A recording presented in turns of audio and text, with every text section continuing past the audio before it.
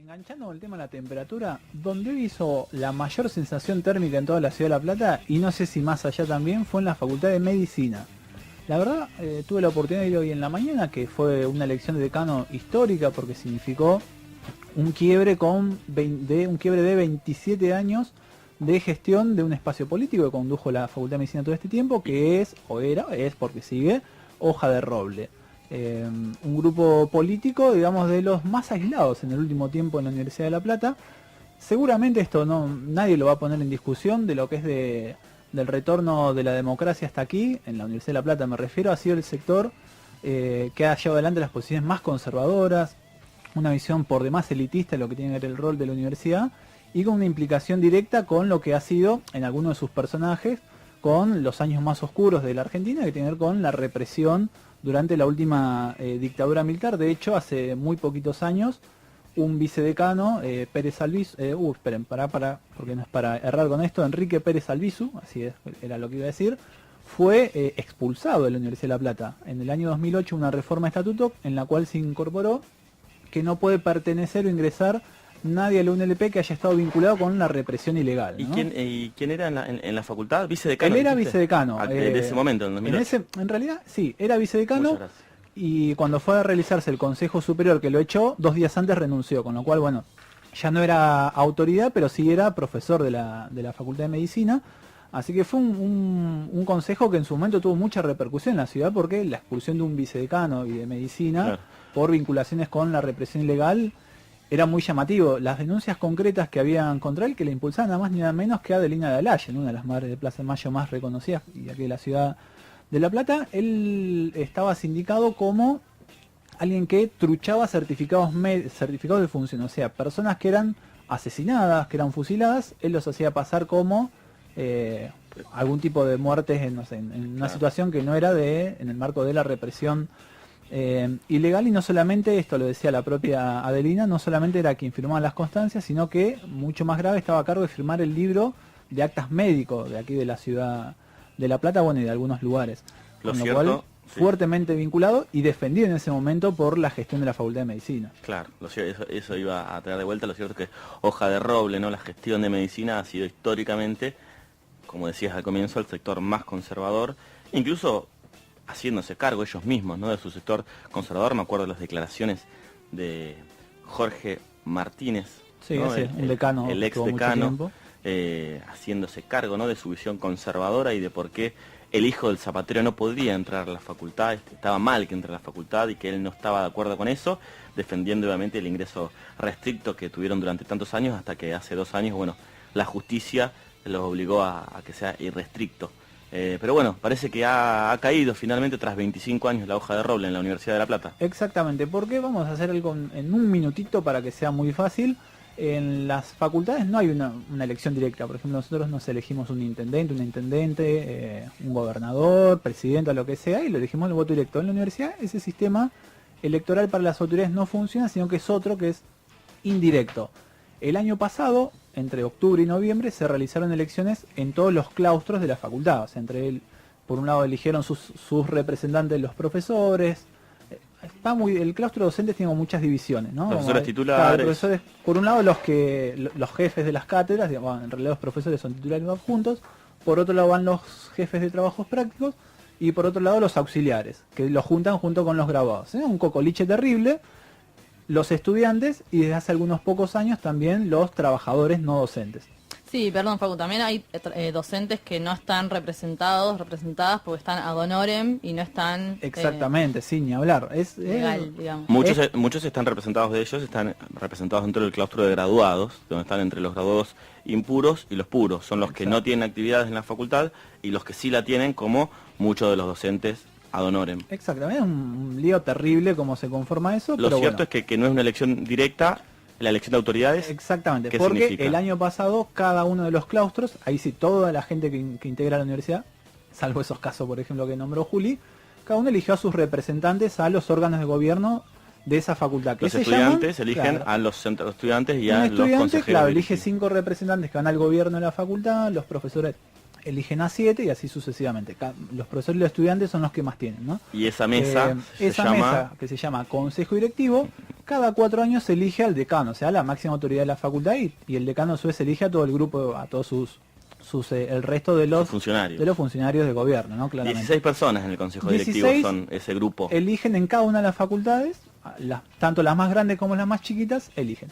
Entonces, el año pasado ya se sabía que Hoja de Roble iba a perder esta elección porque solamente había podido lograr 5 consejeros de los 16 en total. Solamente había ganado la elección de profesores y en el resto de las elecciones no había podido ejercer ningún tipo de triunfo, digamos, ni en los no docentes, ni en el resto de los claustros de docentes, ni en graduados. En estudiantes no tiene ningún tipo de representación. Pero sí, históricamente ganaba todas las elecciones y los estudiantes votaban en contra. Claro. En este caso tenía 11 votos en contra. Entonces todo caminaba que tranquilamente iba a haber una sucesión. Así fue, no fue tan tranquilamente, hay que decirlo, porque hubo algunas rispideces así entre esos 11 consejeros que... De la oposición, digamos. Claro, entre la oposición se dividieron, algunos querían que vaya un candidato, otros querían que vaya otro. Claro, es un frente muy amplio, eso también hay que decir. Bueno, ¿no? eso también es un frente que solamente se explica a partir de la existencia de Hoja de Roble. Claro. Porque es imposible pensar, bueno, hay que verlo, no tan imposible tal vez, pero un frente entre radicales, peronistas, gente de la izquierda popular, como el ejemplo de Patria Grande, gente de la tradición modista de la izquierda como CEPA, que es una agrupación histórica aquí en la Universidad de La Plata, tal vez no tan fuerte en los últimos años, pero sí un tiempo atrás, ATULP, el Colegio de Médicos, la agremiación Médica Platense, es decir, un cocoliche de colores políticos terrible que se pudieron juntar para justamente destituir no, porque es en términos legales, ¿no? Alianza contra el fascismo. Como el capítulo 5 de Hoffman, ¿no? De todos contra el fascismo, una cosa así. Contra el enemigo común, ahí está. Bueno, sí, se explica desde ahí, claro, ahora tienen que gobernar y empezaron a aparecer las diferencias. La primera fue quién va de candidato. Finalmente hoy se eligió a Juan Basualdo. El lunes era la primera sesión, un graduado vinculado a la agremiación médica platense pegó el faltazo, porque todavía estaban presionando justamente para cómo armar la lista esa quién va a quién cargo. Faltó y no se pudo hacer esa elección porque tenían que haber los 16 presentes. Finalmente sí se hizo hoy en la mañana y terminó electo José Basualdo, de quien vamos a escuchar unos minutos después de realizar esta elección sus reflexiones sobre cuáles eran las sensaciones que estaban pasando y también qué miran hacia el futuro. Una tremenda responsabilidad, un tremendo compromiso, respeto para toda la gente que forma esto, un respeto a todos los estudiantes, a los graduados, a los no docentes que han confiado con su voto el día de hoy hacia mi persona y que podamos llevar en conjunto todos los que votaron juntos con los que no nos votaron un consejo directivo en el cual podamos pelearla entre todos juntos. Una facultad diferente y un modelo diferente. Que nosotros lo hemos hecho. No estamos en contra de la hoja de roble, tenemos un modelo diferente. Esas son las expectativas que se abren ahora, de un cambio sustancial entre la Facultad de Medicina. Indiscutible. ¿En qué elementos se anclarían esos cambios? En varias cosas. Una, a largo plazo, el cambio del plan de estudio, al corto plazo en todo lo que es el sistema de admisión y la PFO de la facultad, y la integración de todos los claustros para que todos se sientan felices, que esta facultad cuando uno entre se sienta feliz, que una facultad en la cual uno se sienta inclusivo, que los profesores traten a los alumnos como estudiantes y como personas, y que cuando salgan de esta facultad quieran volver a esta facultad a aportar sus conocimientos y sus experiencias. ¿Está claro? Sí. La permanencia siempre fue una cuestión de mucha preocupación en la universidad. En particular la Facultad de Medicina, siempre el ingreso fue un elemento muy fuerte. ¿Qué debería pasar para que en esta facultad, y trayendo a las memorias un ex decano, pueda avanzar en que un hijo de un zapatero pueda ser médico? Yo ya lo dije y lo vuelvo a repetir, no es el hijo del zapatero, son todos los ciudadanos de este país tienen derecho a estudiar en esta facultad de medicina. El hijo del zapatero no solamente, y los ciudadanos son todos, porque todos tienen derecho a estudiar y todos tienen derecho a dar un servicio al sistema de salud, porque nosotros servimos al sistema de salud y no el sistema de salud nos sirve a nosotros. Finalmente, ya lo dejo con esta, su gestión va a tener, al menos inicialmente, una situación muy particular que es la oposición de la mayoría de los docentes. No es oposición. Todo depende de lo que usted quiera interpretar como oposición. es cierto? Entonces las oposiciones surgen cuando uno pone los proyectos sobre la mesa y vamos a intercambiar, vamos a ver, vamos a poner la sustancia gris arriba de la mesa y en función de eso veremos cuáles son nuestras diferencias y en función de eso avanzaremos. Acá no hay oposición, acá hay diferencias de ideas, las cuales son para discutir.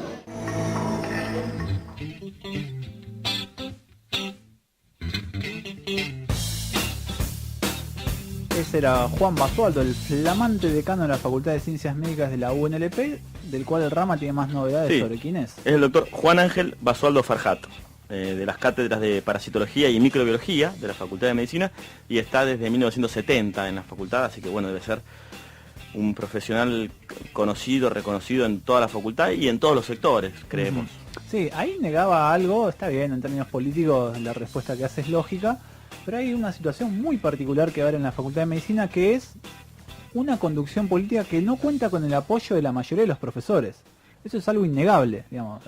Le pese a quien le pese, Hoja de Roble es mayoría en profesores, ganó la elección con el 70% de los votos, hay 300 cátedras en medicina, con lo cual ahí bueno, él también empieza a hacer, digamos, gestión, ¿no? Gestión. Bueno, No son mi oposición, dice. va a haber ¿no? muchos sectores de los cuales son las bases electorales, al menos de Hoja de Roble, ante los cuales van a querer avanzar para traer hacia su espacio político, ¿no? Pensando en la gobernabilidad que va a tener que tener, sobre todo con esta complejidad de tener un frente el frente con el cual llega él a ser decano es un frente muy amplio.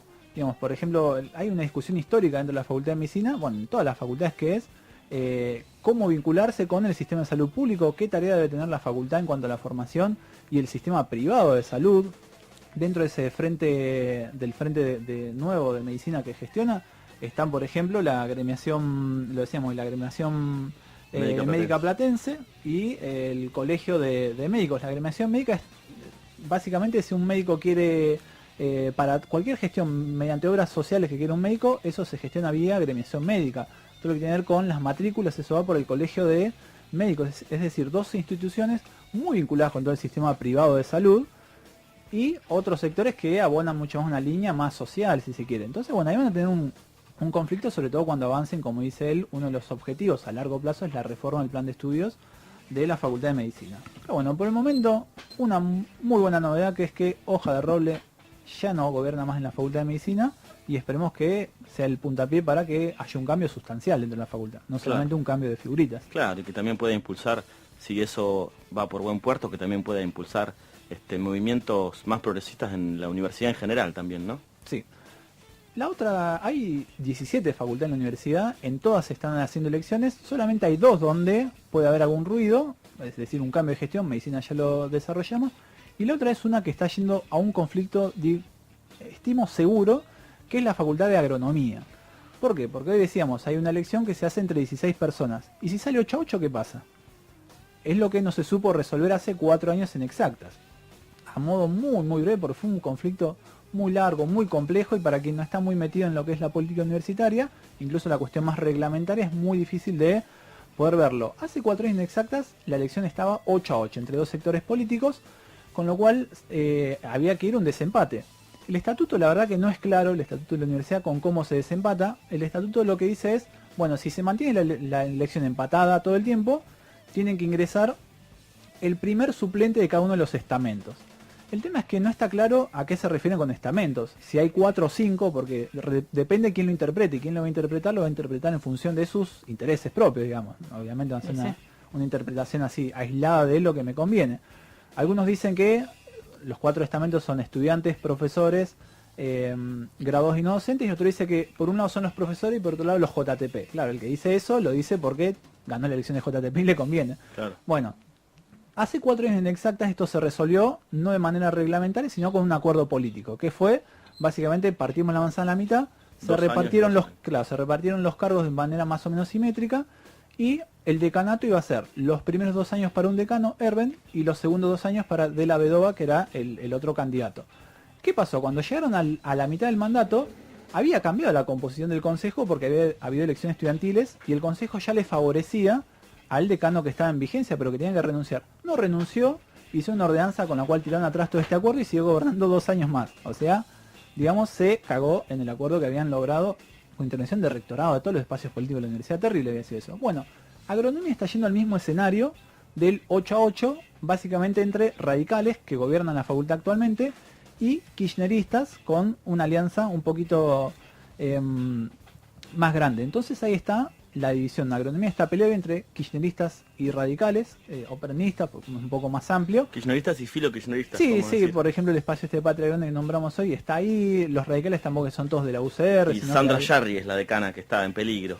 Sí, ella igual no va a continuar, No va a- sino que hay otros candidatos, porque para que alguien se reelija tiene que tener una mayoría, no es con la mitad más uno, sino son más votos todavía, con lo cual es más imposible. Claro, con 11 necesita para reelegirse. Claro, entonces va a ser muy difícil. Claro. Están peleados ahí, el profesor que es impulsado por los espacios kirchneristas se llama Ricardo Andreu, y el que intenta mantener la gestión de los radicales se llama Pedro Balati. Lo curioso es que en 4 años la universidad, o el rectorado más particularmente, sabiendo que se puede enfrentar en alguna eventualidad ante un escenario parecido al de exactas, no hizo nada. No hizo nada para, por ejemplo, no sé, o reformar el estatuto, o acordar una ordenanza que realice una interpretación sobre ese artículo del estatuto. No hizo nada, con lo cual pasan 4 años y hay nuevamente este problema. Va a estar ese conflicto. Así sí o que sí. bueno, va a ver hoy cómo o el lo viernes, resuelve. después de la tercera sesión donde no se puede elegir, comienza ese conflicto. Sí, encima me imagino yo, rectora diciendo, bueno, dividamos mitad y mitad. Yo supongo que el sector van a los dos o alguno de los dos va a decir, no, pero mirá lo que pasó en Exacta hace 4 años con dividir mitad y mitad. Entonces, bueno, hay que ver qué es lo que va a pasar ahí. La elección fuerte es la que va a ser este sábado. La pongo entre comillas elección porque ya se sabe hace mucho tiempo que quién va a ganar, que es el ex rector Tauber, actualmente vicepresidente institucional. Te referís a la elección de rectorado, De ¿no? La que rectorado. están Para todas las- presidente de la UNLP, es un mandato de 4 años. Este sábado es la sesión, se hace en el colegio, en la primera, en la anexa, ¿no? Sí, en la anexa ahí en el bosque, en calle 50. Ya está todo jugado, ya hay un solo candidato. Esto viene pasando desde el 2007 para acá, hubo siempre un solo candidato. En aquel 2004 fue la última vez que hubo 2 candidatos, que fue Aspiazu, el radical Aspiazu, también arquitecto como Tauber, fue uno de los 2 candidatos. El otro había sido José Luis de Diego, de la Facultad de Humanidades, del sector más del peronismo, el progresismo de la UNLP. En la primera elección ganó Aspiazu, pero no con la cantidad de votos necesarios para ser digamos, reconocido como presidente, con lo cual hubo un acuerdo ahí y a partir de ese momento el peronismo ingresó en coalición con los radicales al gobierno de la universidad. Ese esquema, con alguna alteración de que en un momento alguno con más peso, con menos, aunque siempre, salvo Perdomo, que es el actual rector, siempre con radicales como presidentes, ese esquema de alianza entre peronistas y radicales se mantuvo todo este tiempo, se mantuvo bajo el gobierno de Cristina, se mantuvo durante el gobierno de Macri también, hay que decirlo, ¿no? Mientras uno ve por ahí todo el tiempo como peleas muy fuertes en términos discursivos, sobre todo entre diferentes vertientes del peronismo y de Cambiemos, en la elección del sábado hay un acuerdo tranquilo que van a gobernar entre Cambiemos y el peronismo. Lo que cambia en un punto es el lugar que va a tener el kirchnerismo, que la verdad que quedó bastante marginado. El kirchnerismo venía teniendo bastante fuerza en rectorado, con un cargo fuerte que era la Secretaría General, lo tuvo todo este tiempo.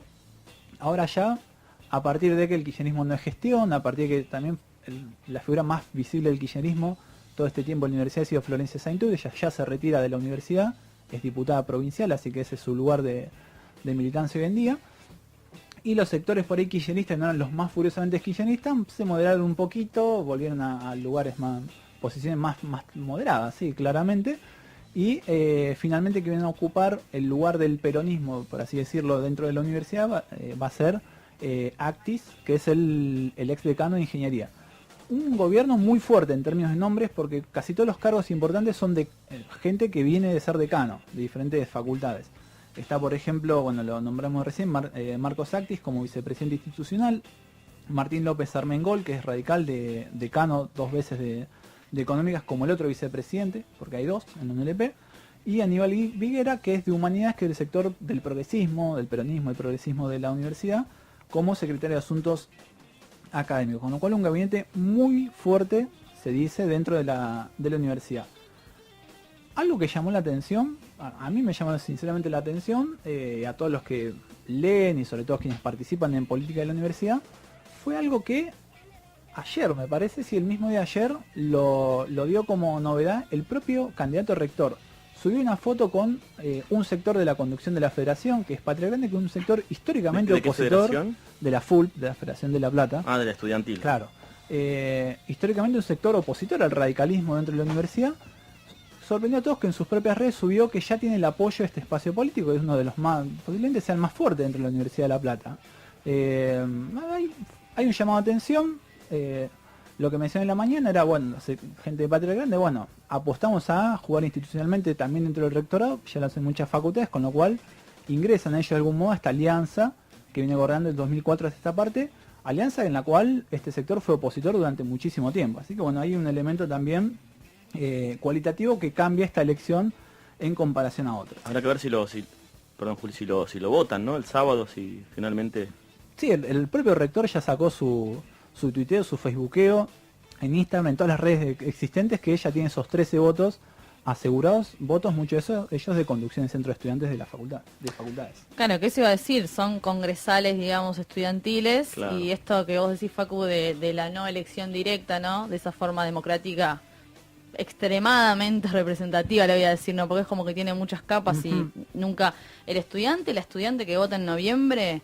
a centro de estudiantes. En general, claro, a su gremio en general ni se entera por desinterés y por propia responsabilidad de esos gremios de que después esos mismos representantes votan a un rector, ¿no? A un decano y después a un rector. A un decano y un rector. Entonces ahí me parece que, bueno, más allá de la jugada que pueda tener Patria Grande, que bueno, más allá de que estemos de acuerdo o no, es la suya, lo que están haciendo un poco es dejar de lado lo que plasman en sus plataformas, digamos, en noviembre. Claro. Incluso los decanos no presentan plataformas políticas ni nada a la hora de plataformas, ¿no? De cuáles son sus proyectos a la hora de elegirse. El punto al que llega en el cual no hay candidatos. O sea, en términos estoy hablando en términos formales, no hay candidatos. Por ejemplo, nosotros en las elecciones nacionales o en cualquiera, vieron que no se dice 4 meses antes se presentan las listas, la plataforma, quién financió las campañas. Acá no hay candidatos en términos formales. Se sientan en una facultad, se sientan los 16 consejeros, uno levanta la mano y dice yo propongo a Pepito, y Pepito es el candidato. No hay una presentación previa de candidatos. Basualdo no era el candidato junto con alguno de hoja no de hay un roble candidato antes. formal, o sea, a eso me refiero. No hay una presentación de lista, decir, bueno, yo soy el candidato, Claro. esto quiero hacer con la facultad. A un profesor titular. Tiene que ser un profesor titular, claramente. Sino que hasta en ese punto no hay candidaturas oficializadas. Puede haber una Claro. sorpresa sobre la hora, que aparece alguien de la nave y lo termina votan. haciendo. Sí, es lo que pasa, digamos. Los procesos electorales, con las limitaciones que uno puede achacarle incluso al sistema ese sistema electoral y demás, es muy dinamizador de los debates políticos. Digamos, ¿qué pasaría, por ejemplo, si no tuviéramos cada 2 años elecciones? Sino que las elecciones ni siquiera elijamos nosotros a los diputados o al presidente, sino que el presidente lo elijan los diputados, ¿no? Sería muy regresivo en términos democráticos y en términos de debate, de generación de debate sobre, en este caso, sobre qué queremos de las facultades, para qué estamos y demás. La verdad, y además la ley Sespeña es de 1912, todos hablamos siempre de Irigoyen como el primer presidente realmente elegido por el voto universal. Pasaron ya 100 y pico de años y la Universidad de La Plata todavía no se ayorna, y no es la UNLP, en realidad el sistema universitario en general no se ayorna a esa ley que ya tenemos bastante transcurrido. Pero bueno, eso es algo que ya está bastante instaurado y de hecho no se pone en crítica ya casi. Bien, bueno, esperemos que vengan años democráticamente mejores para la Universidad Nacional de La Plata.